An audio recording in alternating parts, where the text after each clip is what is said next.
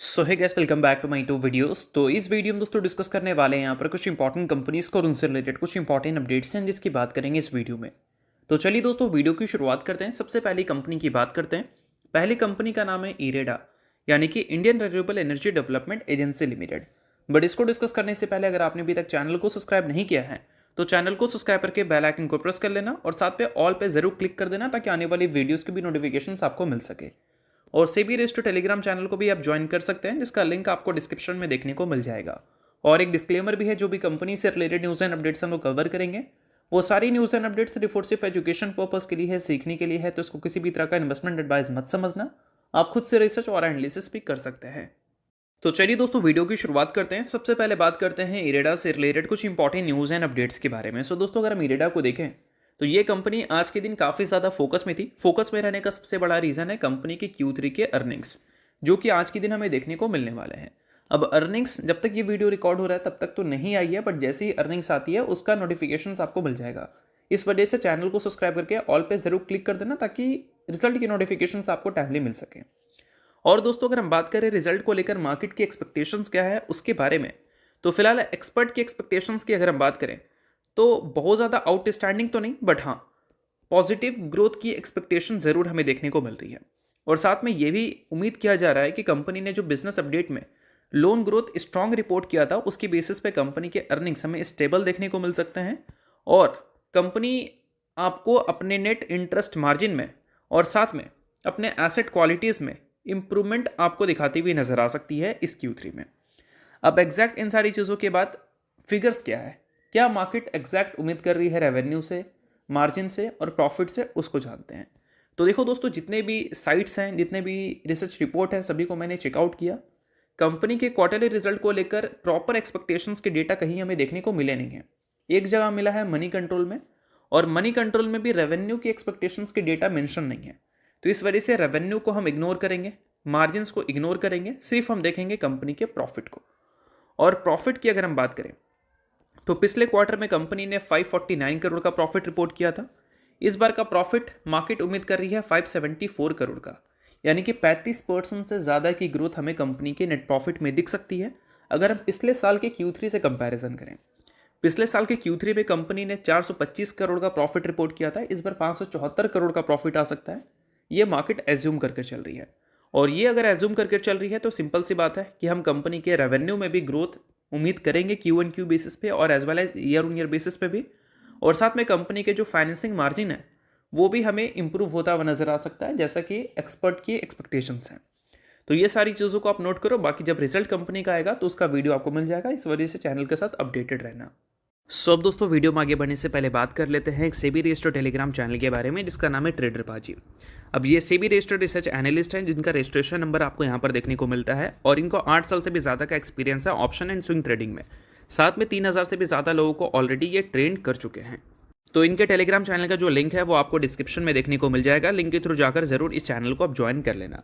Join करने का सबसे बड़ा प्लस पॉइंट ये है कि काफ़ी सारी कंपनी के टेक्निकल्स को प्रॉपर एनालिसिस कर यहाँ अपडेट किया जाता है, जो कि अभी आपको यूट्यूब पे तो देखने को नहीं मिलता, जिसको आप यहाँ पर आकर ज़रूर चेकआउट कर सकते हैं। उसके अलावा दोस्तों मार्केट से रिलेटेड जो समरी होती हैं वो सारी चीज़ें आपको यहाँ पर देखने को मिलती हैं। मार्केट से रिलेटेड जो इंपॉर्टेंट न्यूज़ एंड अपडेट्स होता है वो भी आपको यहाँ पर देखने को मिलता है। साथ में सेबी रजिस्टर्ड टेलीग्राम चैनल है तो इनके कॉल्स वगैरह भी दिखते हैं, जिसको भी चाहो तो आप चेकआउट कर सकते हो। तो लिंक डिस्क्रिप्शन में है, लिंक के थ्रू जाकर बिल्कुल फ्री ऑफ कॉस्ट आप इस टेलीग्राम चैनल को ज्वाइन कर सकते हैं। तो चलिए दोस्तों बात करते हैं अब अगली कंपनी के बारे में। सो अगली कंपनी का नाम है मैज़गॉन डॉक शिप बिल्डर्स लिमिटेड। अब दोस्तों अगर हम मैज़गॉन डॉक की बात करें तो आज के दिन ये भी कंपनी आपको ज़बरदस्त फोकस में रहती हुई देखने को मिल रही थी। देखा जाए तो डिफेंस सेक्टर की जितनी भी कंपनी है वो सारी कंपनी आज के दिन फोकस में थी, जिसमें मैज़गॉन का भी नाम आपको देखने को मिल रहा था। और पिछले एक हफ्ते की दोस्तों अगर हम बात करें तो मैज़गॉन के अलावा जो बाकी डिफेंस कंपनी है वो सभी काफ़ी ज़्यादा फोकस में रही है, और लगभग 6% तक की तेज़ी हमें पिछले एक हफ्ते में देखने को मिली है। अब इसके पीछे का सिंपल सा रीज़न है ग्लोबल कॉन्फ्लिक्ट, बट उसके अलावा दोस्तों 3 और रीजंस भी ऐड हुए हैं, जिस वजह से भी आज के दिन मैज़गॉन में और बाकी डिफेंस कंपनी में आपको अच्छी तेज़ी देखने को मिल रही थी। अब देखो दोस्तों, आज के दिन पूरा डिफेंस इंडेक्स ही आपको ऊपर देखने को मिल रहा है, बट अगर हम 2-3 रीज़न की बात करें जो कि मेन की रीजन बन सकते हैं इस तेज़ी का, तो पहला नंबर पे आता है ट्रंप ने डिफेंस बजट को रेज कर दिया है। स्टेटमेंट हमें देखने को मिला है कि यूएस के जो पीयर्स हैं वो कल के दिन काफ़ी तेज़ी से ऊपर जाते हुए नजर आए थे, क्योंकि यूएस प्रेसिडेंट डोनाल्ड ट्रंप ने प्रपोजल रखा है डिफेंस बजट 1.5 ट्रिलियन डॉलर से वो इंक्रीज करेंगे फॉर 2027। और ये बोल सकते हैं काफ़ी मस्त रहेगा उनके लिए जो कंपनी डिफेंस सेक्टर में काम करती है और खासकर यूएस के साथ उनका डील हमें देखने को मिलता है। और ये जो न्यूज़ हमें देखने को मिली थी कल के दिन, इस न्यूज़ की वजह से देखा जाए तो जो कंपनीज हैं यूएस की उसमें काफ़ी ज़बरदस्त आपको तेज़ी देखने को मिला था, जो कि क्लियर कट आप यहाँ पर फिगर से नोट ही कर सकते हो। उसके अलावा दोस्तों एक और न्यूज़ हमें देखने को मिल रहा था जो कि मैज़गॉन से रिलेटेड पर्सनल न्यूज़ हो सकता है। मेगा सबमरीन डील हमें क्रैक होती हुई नजर आ सकती है जर्मनी और इंडिया के बीच में। तो फिलहाल एक न्यूज़ हमें देखने को मिल रही है जिसमें बताया गया है कि इंडिया और जर्मनी के बीच में एक पार्टनरशिप हमें देखने को मिल सकता है, बोल सकते हैं एग्रीमेंट साइन हो सकता है सिंपल सी भाषा में। और उस एग्रीमेंट में एटलीस्ट $8 बिलियन की सबमरीन मैन्युफैक्चरिंग डील हमें साइन होती हुई नजर आ सकती है।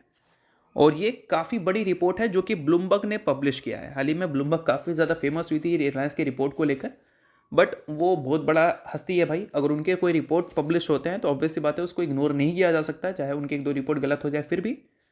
तो ब्लूमबर्ग ने ये जो रिपोर्ट साइन किया है, सॉरी पब्लिश किया है, एटलीस्ट $8 बिलियन की सबमरीन मैन्युफैक्चरिंग डील इंडिया और जर्मनी के बीच में हमें साइन होती हुई दिख सकती है।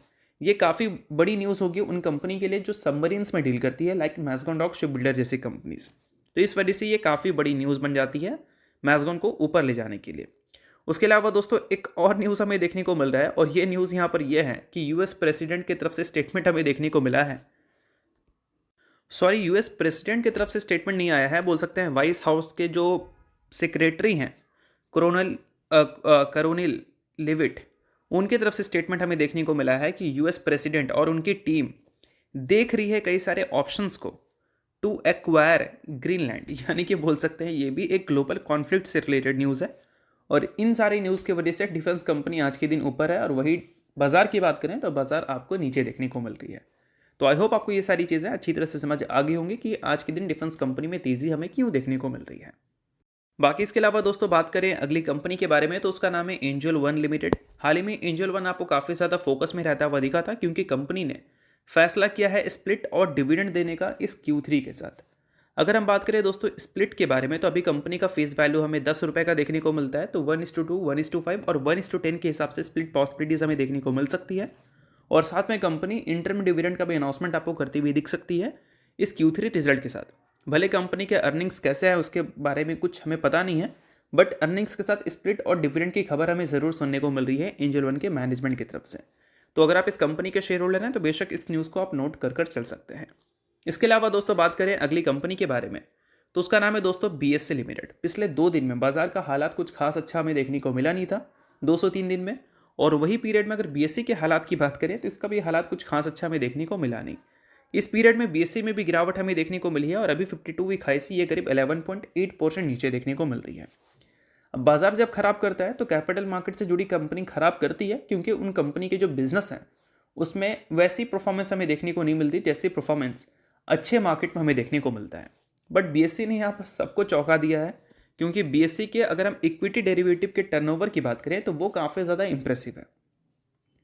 और वो जनरली क्या होता है कि बाजार अच्छा जब होता है तब वो सारी चीज़ें हमें देखने को मिलती है, बाजार जब खराब होता है तब ये सारी चीज़ें हमें देखने को नहीं मिलती।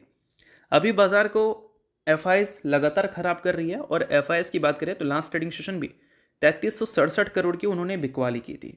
डियाज ने 3700 करोड़ की खरीदारी की थी, बट फिर भी बाजार को वन साइडेड FIs नीचे ही ले जा रही है। भले इंडेक्स को नीचे वो नहीं ले जा पाई है, चाहे निफ्टी की बात करें या फिर हम बात करें और भी बड़े इंडेक्स के बारे में, बट अगर मिड कैप और स्मॉल कैप कैटेगरी की बात करें तो वहाँ पर FIs का दबदबा काफ़ी ज़्यादा हमें देखने को मिल रही है। उनकी सेलिंग काफ़ी ज़्यादा मैटर कर रही है, जो कि क्लियर कट हमें 52 वीक हाई से जो गैप दिख रहा है करंट मार्केट प्राइस में उससे पता चल ही रहा है।